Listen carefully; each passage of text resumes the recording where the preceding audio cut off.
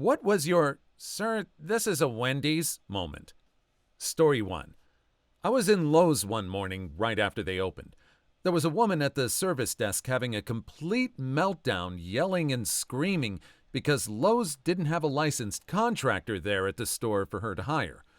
She apparently woke up that morning and decided she needed a deck like that the same day and thought she could just go to Lowe's and have someone immediately start building a deck.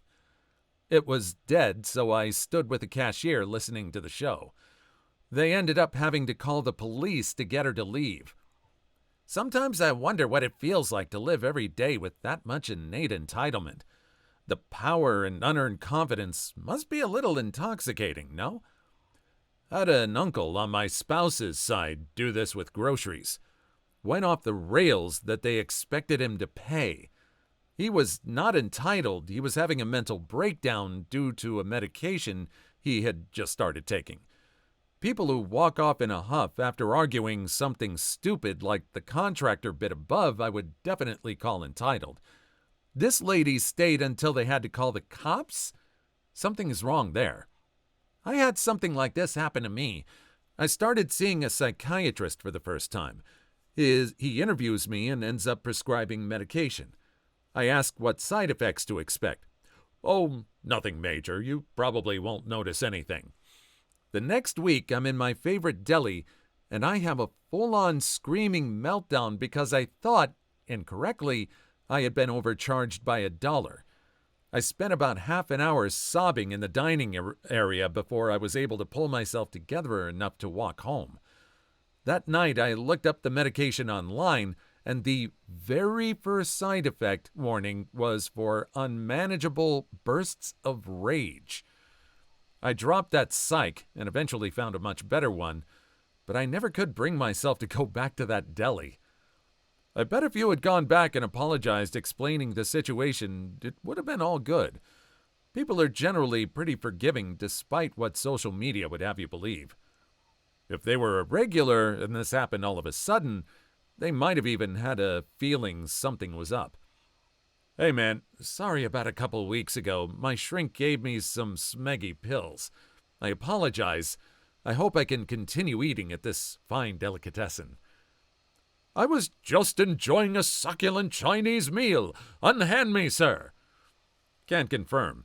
I was in retail, and once someone ordered a book from our website that was out of print and lost their cool.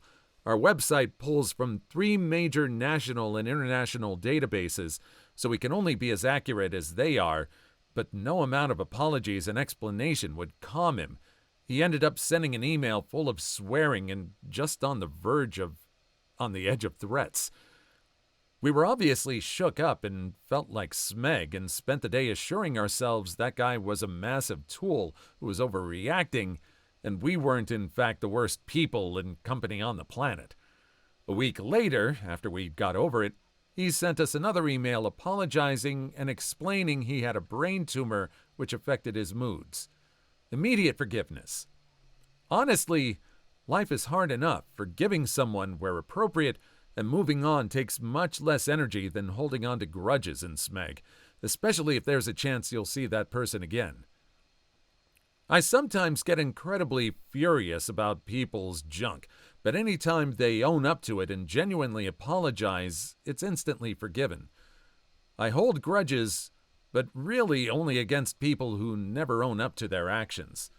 I think that just comes from what everybody sees in TV or movies, like the bad guy is always a jerk to someone, like in school or in a restaurant or something, and they end up getting banned for life, and that's like the plot point that always sticks with you at the end of the movie. There's never really anything about what happens afterwards, what moves on. And I think we just need to realize that life moves on, and it's not just a movie. Story 2. Uber driver. Once, I had a girl I picked up from a karaoke bar that was obviously upset/distressed. Asked if she was okay. "Yeah, I just did karaoke." "Oh, that's pretty cool. I did a song for my dad that perished a year ago." "Aw, that's sweet of you." Nothing else was said until I got her home, which was only a couple blocks away. As I pulled in, this is what she said. "I'm not going to give you a bad rating for this, but you could have been more emotionally available for me. I'm sorry?" And had to stop myself from bursting into laughter. I felt bad for her, of course, but that was just the most ridiculous thing I've ever heard from a passenger. Especially prefacing it with, "I'm not going to give you a bad rating for this, but..." Second story. Picking up a lady, she was distressed. I asked if I could do anything for her, and she said, "Not unless you can take back the last 40 years of my life." It was a very silent, awkward ride. "I'm not going to give you a bad rating for this, but I'm not going to give you a particularly good one either. Not exactly average, but not quite above or below either."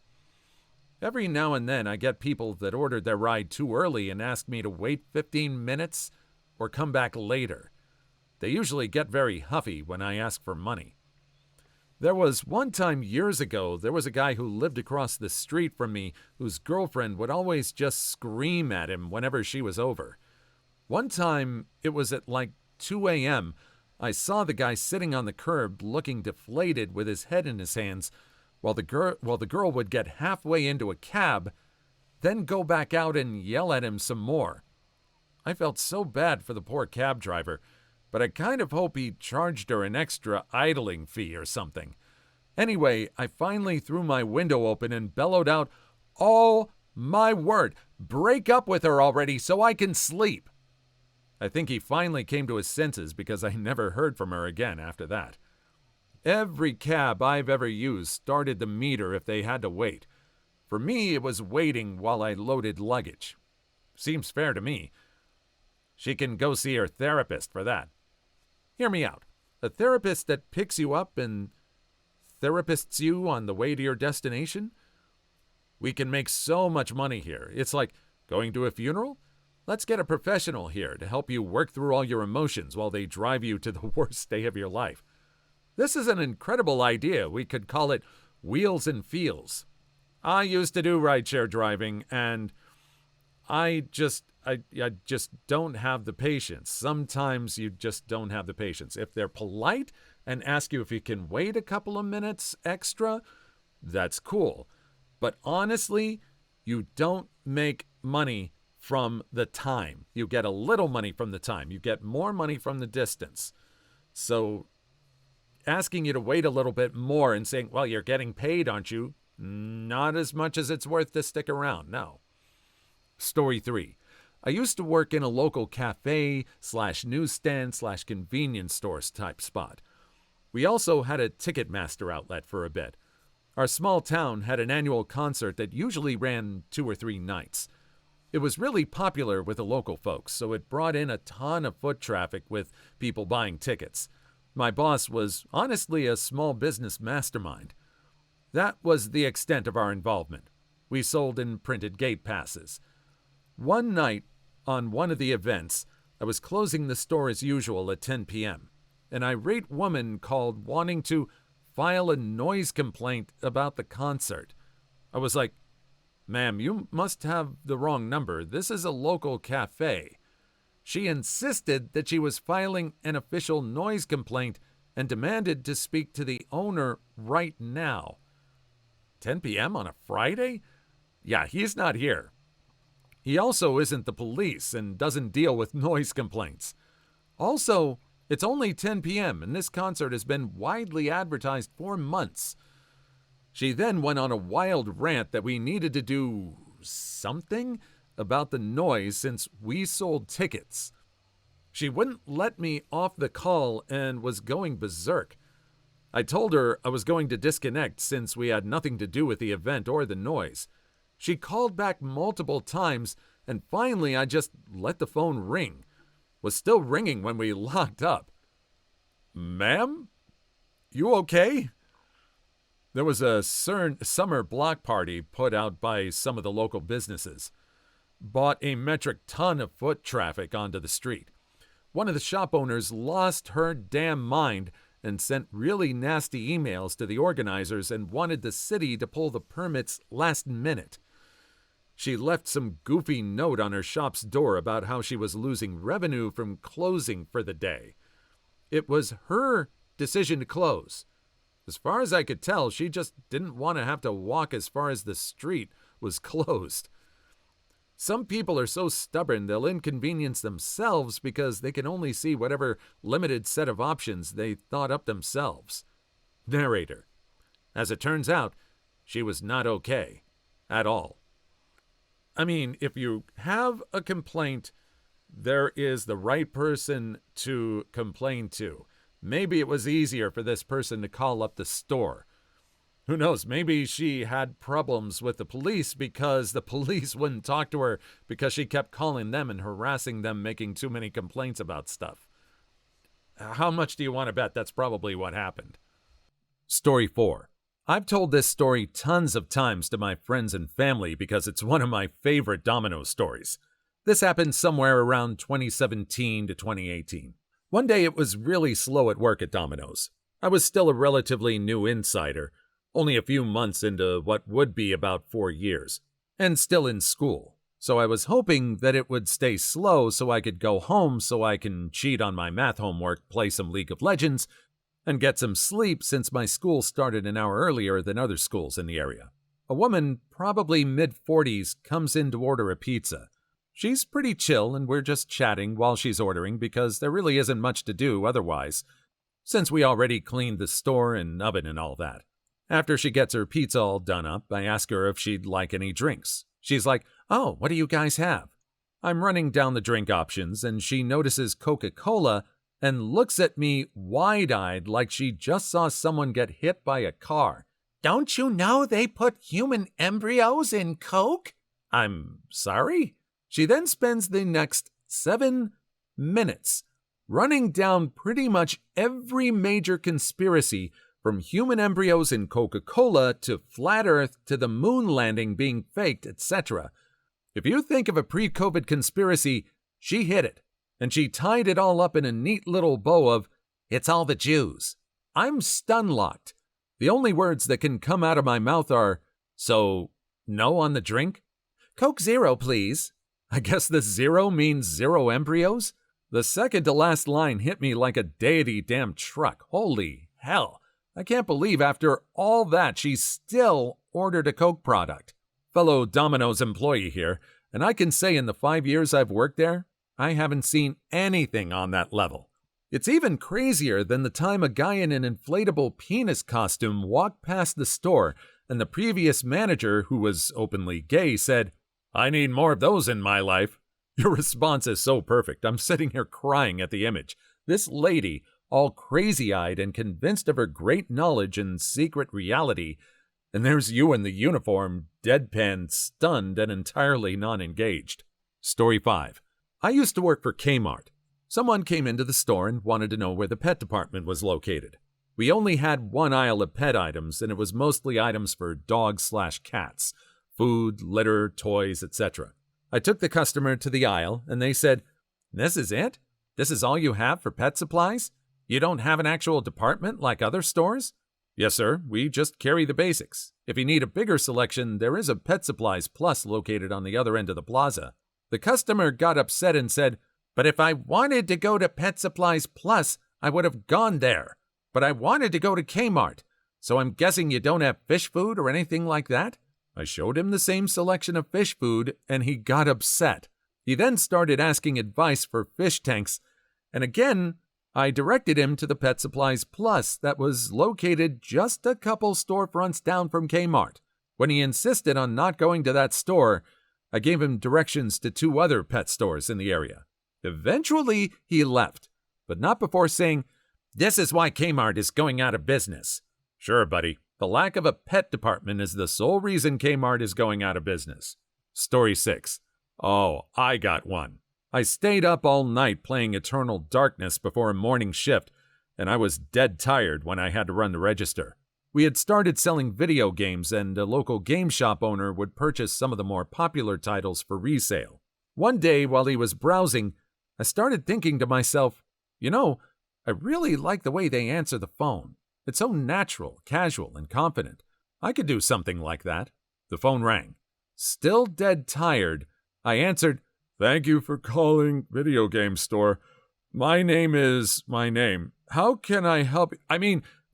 Thanks for calling my store. How can I help you?" The assistant manager looked at me like I had 3 ears. The customer only hesitated for a moment. I don't know if the game store owner heard me. I still shrivel inside when I think of it over a decade later. I used to work at the front desk checking in patients and answering the phones at a doctor's office.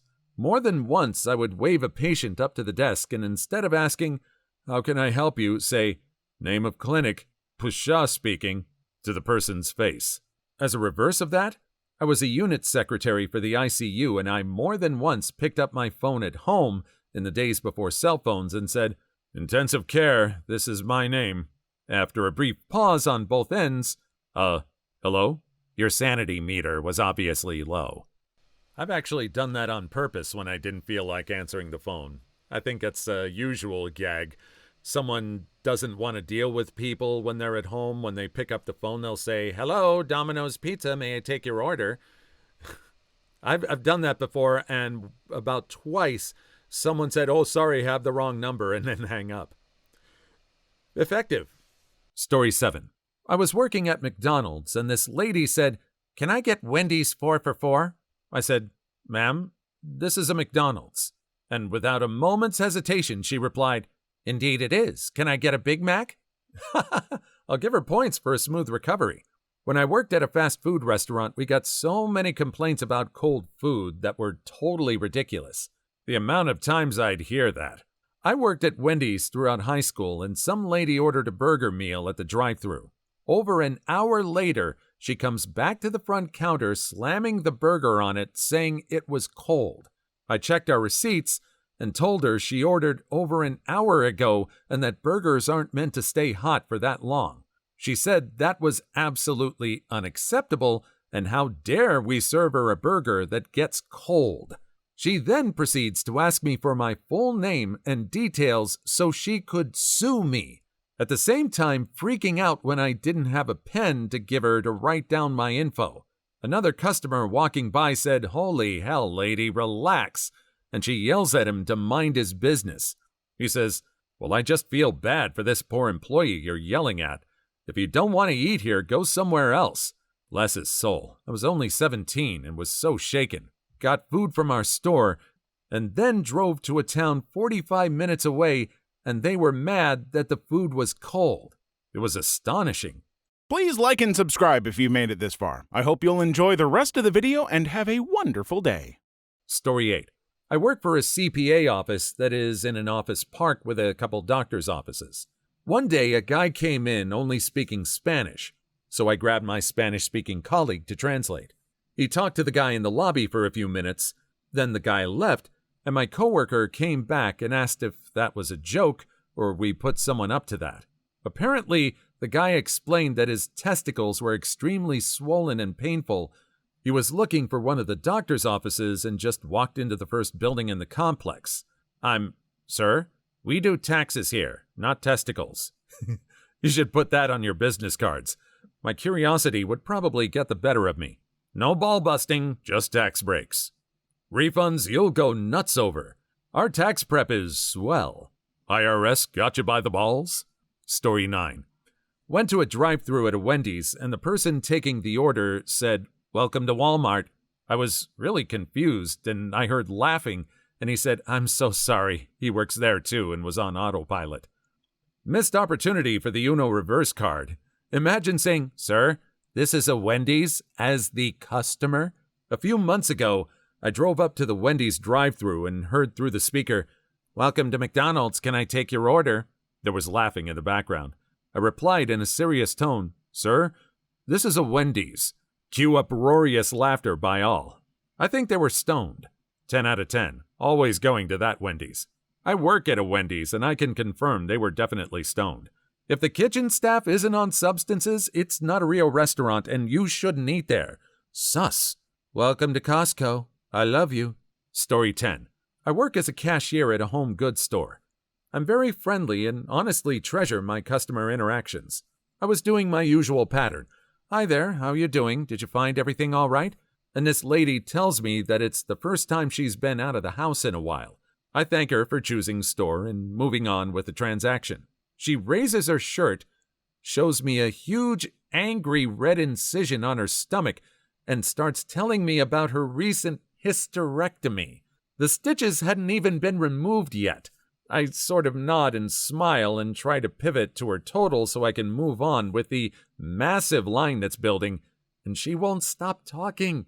I had to call for a backup cashier while getting a very detailed description of surgery, uterine cancer, and the recovery process. She didn't drop her shirt the entire time. Story 11. I'm a high school teacher in Australia. I had a parent tell me that I wasn't teaching their daughter how to do her taxes. I'm a history teacher. I had a parent rail me, means something different where I come from. Very different type of feedback. Man, Australia has everything. Nationalized healthcare, kangaroos, corn hub-style parent-teacher conferences. Come on, USA, step it up. New York's hottest club is called Australia. This place has everything. Nationalized healthcare, kangaroos, corn hub-style PTAs, Roman J. Israel Esquire. Story 10. I worked in a cell phone store that had a veteran support office behind us. One day an older gentleman was waiting in the queue. When it was his turn, I called him up and asked what I could help him with. He stepped up to the counter and told me that the Veterans Hospital was claiming his vision impairment was only 20% disability, and he felt it was much higher.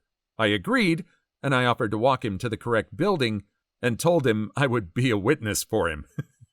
You're a great man, sir. Story 13. A guy came into my place of work yesterday, ticked off because he issued his payment date and had to pay extra to turn his phone back on.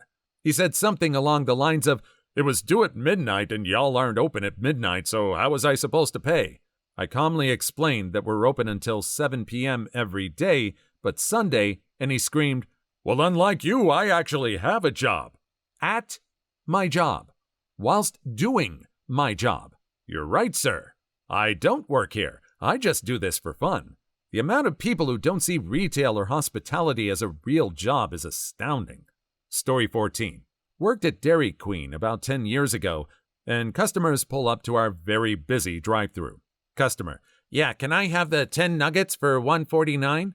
Me: "I'm sorry, sir, we don't carry nuggets, but I can get you a chicken strip basket." Customer: "No, I want nuggets. On your commercial, you don't even know your own food?" Me: "Sir, I'm sorry, but we don't carry nuggets. We have chicken strips and steak fingers." Customer: "Nuggets for $1.49. Me: "Sir, this is a Dairy Queen. You're referring to Burger King." Customer: "Dairy King?" Me: "You are at Dairy Queen asking for a Burger King menu item." Customer: "Oh." Proceeds to wait in line for another 5 minutes while I watch. Story 15. Work in radio. Got a call on the contest line one time.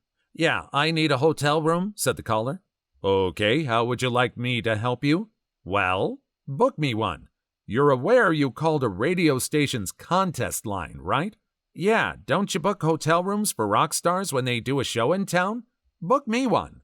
"OMG, that's why you can never get through on the contest line." Hilarious. "Sure, sir. The $100 booking service fee will be charged on the same card you'll be using to pay the room." Story 16. Not one specific moment, since it happened all the time when I worked at Ulta. "I'm looking for this lipstick." Shows me Sephora brand lipstick. "We don't sell that, but I can show you something similar." "No, I want this specific lipstick. Don't you sell it?" "Well, where can I buy it?" "At Sephora, ma'am." Overheard on my Target shift. "Wow, I've never been in a Walmart like this. It has a Starbucks." I'm guessing it was substance related. Maybe they were red-blue colorblind. Story 17. A man came into my tattoo shop once and asked for a massage with a happy ending. Was like, this is a tattoo studio, not a massage parlor? And he just stood there like, "Yeah, I know," as if tattooists are synonymous with spicy masseuse. So it's like I said, I went to this tattoo shop. All I wanted was a tattoo of a guy getting a happy ending, and they wouldn't do it. Tattooists today are too soft. 10 years ago, you could go into a shop and ask for a donkey show and they'd ink that right on your gooch. Please leave your story in the comments. I would love to make a video on them in the future. Also, don't forget to like and subscribe.